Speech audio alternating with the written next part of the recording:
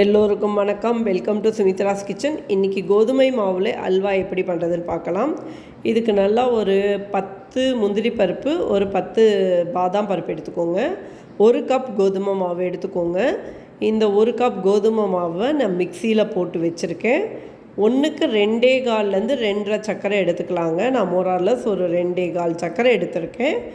இப்போது இந்த 1 கப் கோதுமை மாவுக்கு 5 கப்ஸ் ஆஃப் வாட்டர் நான் போடுறேங்க.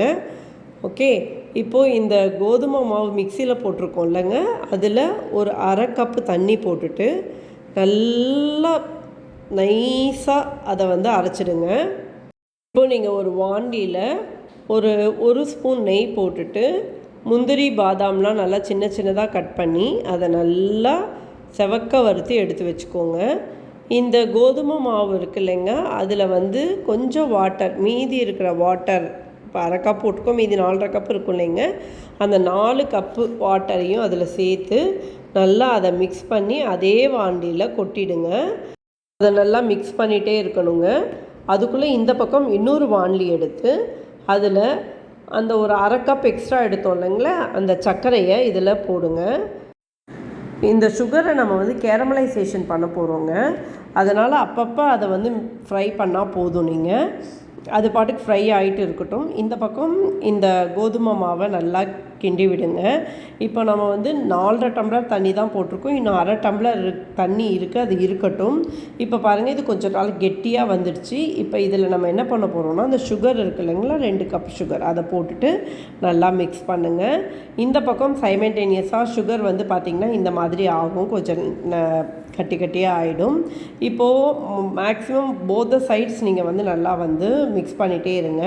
அந்த அரை கப்பு வாட்டர் நான் ஏன் அங்கே தனியாக வச்சுருக்கேன்னா, இப்போ கேரமலைசேஷன் பண்ணதுக்கப்புறம் நம்ம அந்த வாண்டிலாம் அலம்பி போடுறதுக்கு அந்த தண்ணி ஹெல்ப்ஃபுல்லாக இருக்கும், ரைட்டா? இப்போ பாருங்கள், மோரார்லஸ் இந்த கேரமலைசேஷன் ஆகிடுச்சுங்க.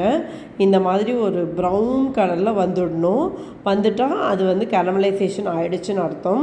இப்போது நான் கொஞ்சம் கலர் ஜாஸ்தியாக வேணும்னு கொஞ்சம் சிம்மில் வச்சு காய்ச்சிட்ருக்கேன். So I got the colour. So ஸ்விட்ச் ஆஃப் த கேஸ். அந்த கேரமலைசேஷன் ஆன சுகரை எடுத்து நான் அப்படியே அந்த கோதுமை மாவு இருக்கு இல்லைங்களா, அதில் கொட்டிட்டேன். இப்போ இந்த வானிலாம் அலம்பி போடுறதுக்கு உங்களுக்கு அந்த அரை கப் வாட்டர் கரெக்டாக இருக்குங்க. அலம்பிட்டு இதிலே போடுங்க. போட்டுட்டு நல்லா மிக்ஸ் பண்ணுங்கள்.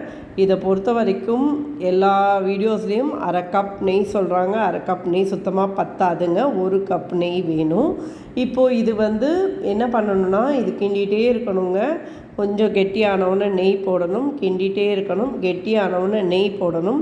டெஃபினட்டாக இது ஆகிறதுக்கு ஒரு 40 மினிட்ஸ் ஆகிறதுங்க, இந்த அல்வா ஆகிறதுக்கு. டேஸ்ட்டு நல்லா இருக்குது.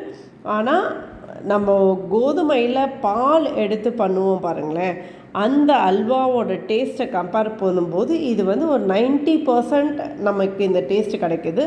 எனக்கு தெரிஞ்சு நான் அந்த அல்வா சாப்பிட்ருக்கேன், அந்த கோதுமையில் பால் போட்டு பண்ணுற அல்வா. அந்த அல்வா 100%, 100 அவுட் ஆஃப் 100 கொடுத்தேன்னா, இதுக்கு நான் 90 அவுட் ஆஃப் 100 தாங்க கொடுப்பேன்.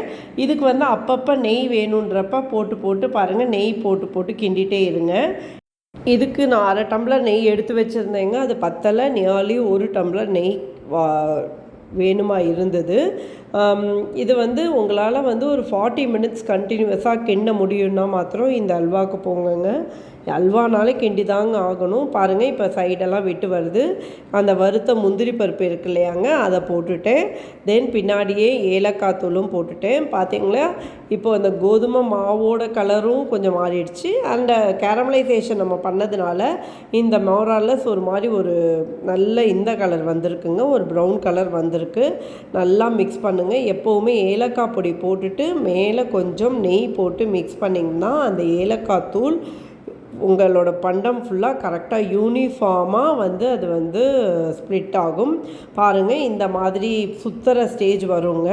கொஞ்சம் நெய் போட்டோன்னே இந்த மாதிரி சுற்றும். அந்த ஸ்டேஜில் எடுத்து தட்டையில் போட்டுட்டு நல்லா அதை ஸ்ப்ரெட் பண்ணி விட்டுடுங்க. இது நல்லா ஒரு 1.5 to 2 hours ஆறட்டும். அதுக்கப்புறம் பார்த்திங்கன்னா நிஜமாகவே இந்த அல்வா தனியாக இப்படி தட்டை விட்டு தனியாக எடுக்க வருதுங்க, தனியாகவே எடுக்க வருது. இந்த பக்கமும் எடுத்து காமிக்கிறேன் பாருங்கள். ஸோ இந்த பக்கமும் பார்த்தீங்களா, ஃபுல்லாக எடுக்க வருது உங்களுக்கு.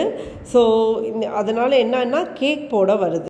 நல்லா ஒரு லென்த் வைஸாக நல்லா ஒரு 10 லைன் கட் பண்ணிட்டு பிரெத் வைஸாக ஒரு 10 லைன் கட் பண்ணிங்கன்னா நல்லா உங்களுக்கு ஸ்கொயராகவோ ரெக்டாங்கிளாவோ இல்லை என்ன ஷேப் டைமண்ட் வேணும்னாலும் பண்ணிக்கலாம்.